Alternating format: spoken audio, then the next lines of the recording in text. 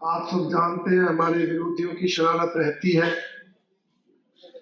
आजकल तो सरकार उनकी है, इसलिए हर कार्यक्रम में विघ्न डालना, रुकावट डालना,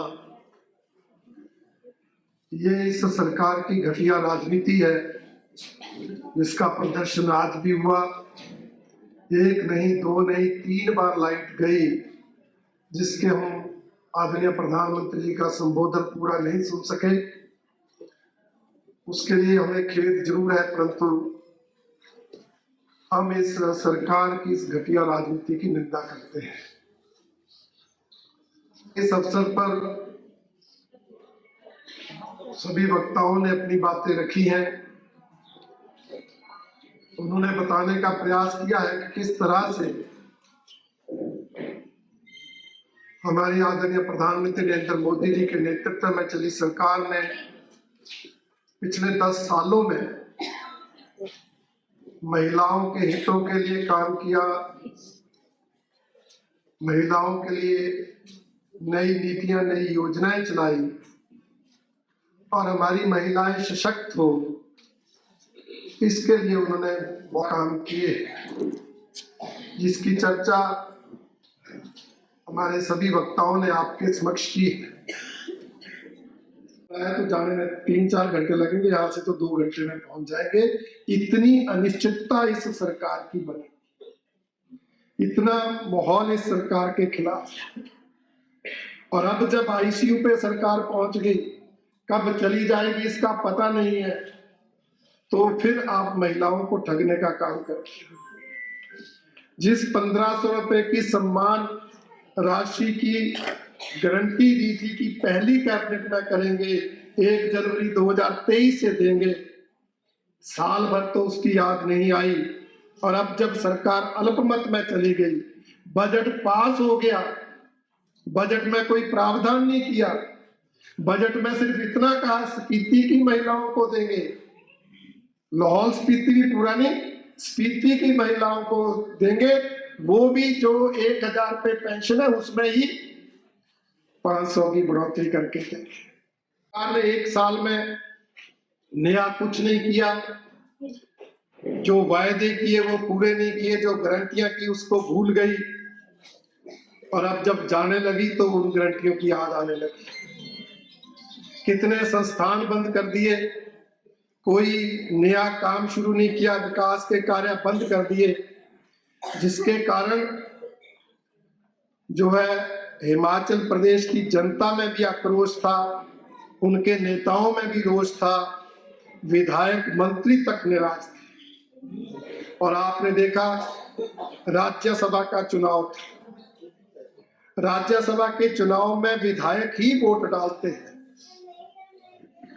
और हमारे तो 25 विधायक थे, उनके 40 विधायक, 3000 विधायक भी उनको समर्थन दे रहे थे।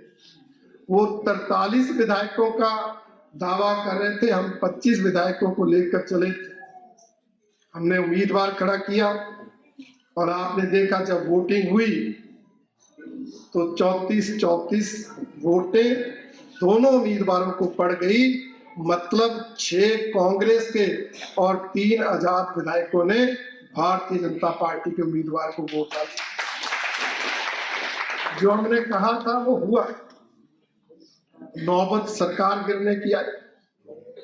राज्यसभा का उम्मीदवार तो 25 से हमारा जीत गया, परंतु सरकार भी अल्पमत में आ गई। और किस तरह इस सरकार ने अपने को बचाया, आप लोगों ने सोशल मीडिया में देखा हो। बजट पर वोटिंग होती है, और अगर वो वोटिंग निष्ठा के साथ हमारे 34 विधायक रहते, उनके 33 रहते, क्योंकि एक तो स्पीकर थे, स्पीकर वोट न डालते और ये सरकार गिर जाती। और इस सरकार ने किया क्या, हमारे 15 विधायक, जिसमें हमारे नेता प्रतिपक्ष जयराम ठाकुर जी भी शामिल, मैं भी, 15 विधायकों को बिना कारण सस्पेंड कर दिया कि ये विधानसभा की कार्रवाई में इस सत्र में हिस्सा नहीं ले सकते। उसके कारण जो है वो बजट पास हुआ, नहीं तो उस दिन सरकार गिर जाती, और उसी दिन सेशन जो है वो समाप्त घोषित कर दिया। ये हथकंडे चलाकर इस सरकार को बचाने का काम हुआ। पार्टी द्वारा राष्ट्रीय स्तर पर जो नारी शक्ति बंधन अभियान चला था उसका आज समापन हुआ है और आज हमारे देश के यशस्वी प्रधानमंत्री श्री नरेंद्र मोदी जी ने महिलाओं को संबोधित किया है।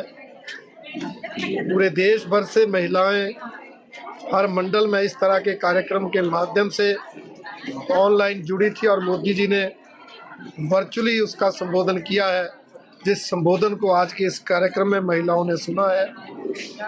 उन्होंने महिलाओं से विकसित भारत का जो अभियान चला है उस अभियान को सफल बनाने में अपनी भूमिका अदा करने का आह्वान किया है और मोदी सरकार की जो योजनाएं हैं उनका लाभ सभी महिलाओं को मिले, उस दृष्टि से महिला मोर्चा काम करे।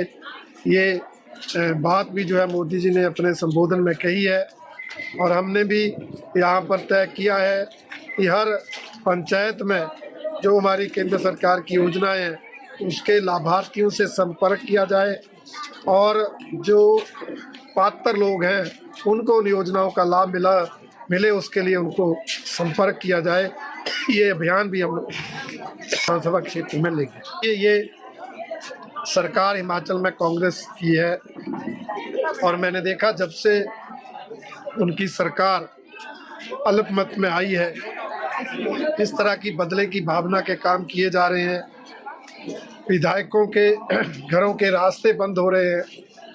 आपने देखा जिन विधायकों का कोई कारोबार है वहाँ छापे पड़ रहे हैं, जहाँ हमारे कार्यक्रम हो रहे हैं वहाँ रुकावटें डाली जा रही हैं, विघ्न डाले जा रहे हैं और आज बार बार लाइट का जाना भी इस बात को इंगित करता है कि ये सरकार अलोकतांत्रिक ढंग से काम कर रही है, तानाशाही ढंग से काम कर रही है, जिसके लिए मैं उनकी निंदा करता हूँ। हमसे जुड़े रहने के लिए हमारे YouTube चैनल को सब्सक्राइब करें और नई वीडियो की नोटिफिकेशन के लिए बेल आइकॉन को दबाएं। अगर आप ये वीडियो Facebook पर देख रहे हैं तो लाइक जरूर करें और ज्यादा से ज्यादा शेयर करें। इसी तरह के और भी अपडेट्स के लिए फॉलो करें हमारा Instagram पेज himachal.kesri।